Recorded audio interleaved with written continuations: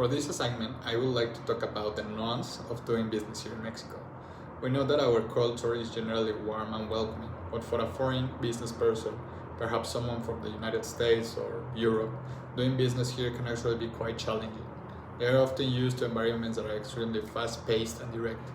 If they bring that same approach into Mexico meetings, they might unintentionally offend our partners.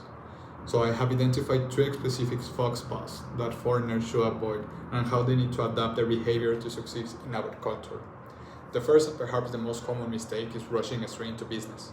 In many other cultures, efficiency is the top priority. You enter the room, open the agenda, and start negotiating immediately.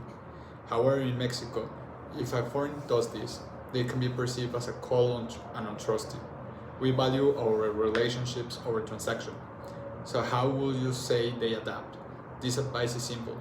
They need to slow down. It's crucial to invest time in the warm-up. They should spend the first 10 to or 15 minutes engaging in a small talk, asking about the family, the travel, or the city. Also, if there is a business lunch, they must understand that it is a social event. A foreigner should never try to sign a contract before the meal is over. They need to focus on building a friendship first, and then business will follow. The second point is regarding communication style. In Mexico, we tend to be polite and indirect because we value harmony. We try to avoid conflict. However, many foreigners value directness and honesty above all else. If a foreign manager gives a flat direct no to a proposal in front of a group, it can feel aggressive and confrontational to us. It causes the other person to lose face.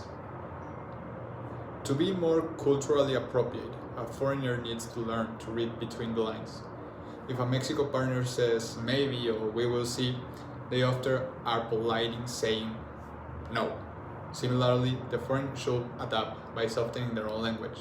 Instead of rejecting an idea outright, they should use diplomatic phrases like that might be difficult right now, or let's explore other options.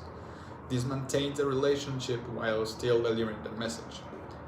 Finally, the third point is about hierarchy and titles. In many modern business cultures, it's common to call our boss or client by their first name immediately to show equality.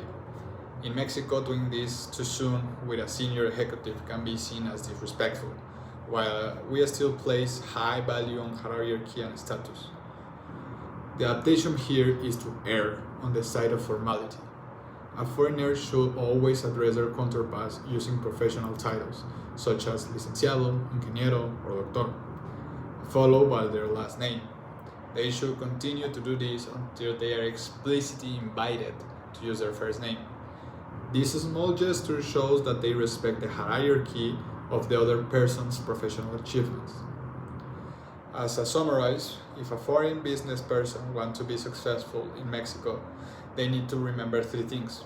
First, prioritize relationship over the schedule. Second, be diplomatic rather than overly direct. And third, respect titles and hierarchy. If they can keep these behaviors, they will avoid accidental cultural mistakes and build strong, lasting partnerships.